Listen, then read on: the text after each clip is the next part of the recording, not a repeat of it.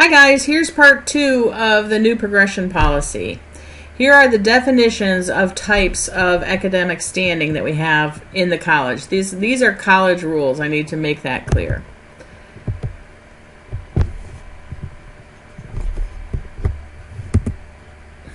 How come I can't advance the slide? Alright, first, to be in good standing means to have no failures. So now it doesn't matter if you have C's or B's or A's. It just matters that you have no failures. And a failure is anything under a C. So if you get a C minus, that's considered a failure. So as long as you have no failures, you are in good standing. If you have 1 to 2 failures, you are then on academic warning. If you have more than 2 failures, you will be on suspension. That's not on this slide. But I'm going to switch to it because I should have probably said that or rearranged the slides here. So if you have more than 2 failures, that's 3 or more courses that you have failed, you will be on academic suspension, which means you are no longer in the college. You are no longer a pharmacy student unless you appeal to the Student Affairs Committee, which I'm going to call SAC from now on. So you will be suspended by the college if you have 3 or more course failures. You also will be suspended by the college if you fail to successfully complete a course after 2 attempts in any given required course in the PharmD curriculum. So you have 2 chances to pass a class. If you if you fail a course twice, you will also be automatically put on academic suspension. If you fail to satisfy prescribed terms of probation, you will be suspended. Or if you fail to register, you will be suspended by the college. This is all by the college. You will be suspended by the university if you're a P1 through a P4 based upon these GPAs. So these new things are just for the college. The university standards also stay in place.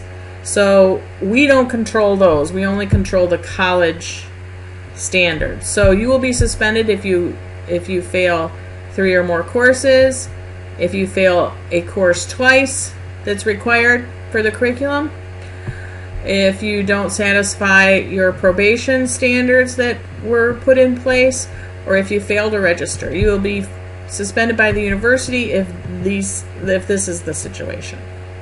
Now, if you're suspended by the college, you should appeal to the Student Affairs Committee or SAC to be asked to be readmitted and for your status to be changed from suspension back to probation.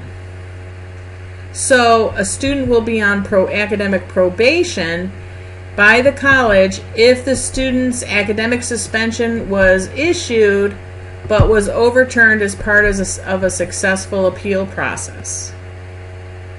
Alright, so you get on probation by going to the Student Affairs Committee and asking to get readmitted to the college. You won't be put on good standing, you won't be put on warning, you'll be put on probation. The university will put you on probation based upon these things. So again, there's a separate set of rules for the university, and those have not changed. Alright, so we've already talked about suspension.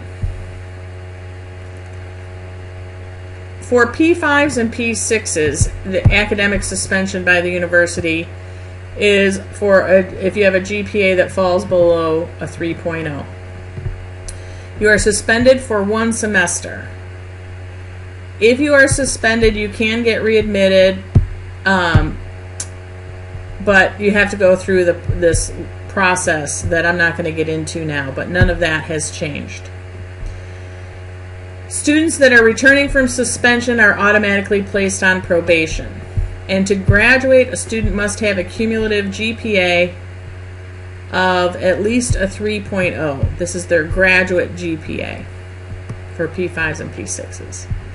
Dismissal. A student is disqualified from the college or university when they are dismissed and is not eligible to be readmitted nor reapply. So dismissal is a terminal action. Hopefully none of you will get in that position. Hopefully none of you will get in any of these positions. But I just want to go over these really quickly once more. Good standing, no failures. Academic warning, 1 to 2 failures. Academic probation occurs for the college when you've been suspended, but then the Student Affairs Committee has allowed you to re-enter. Then you will be on probation. The university also can put you on probation. And then suspension is when you have more than 3 failures or if you failed the same course twice. Okay, that's it for this section, I think. Sorry, there's one more piece I wanted to go over. I've only been talking about academic probation and suspension. You can also have professional probation and suspension. Academic is based obviously on your grades, which is what we've been talking about. Professional probation and suspension are due to your failure to meet professional standards. So again, hopefully we won't be encountering those, but there are 2 types. I believe that's it. All right, that's it for part number 2, and then part number 3 we'll talk about how you'll be notified and what you need to do if you find yourself in these situations.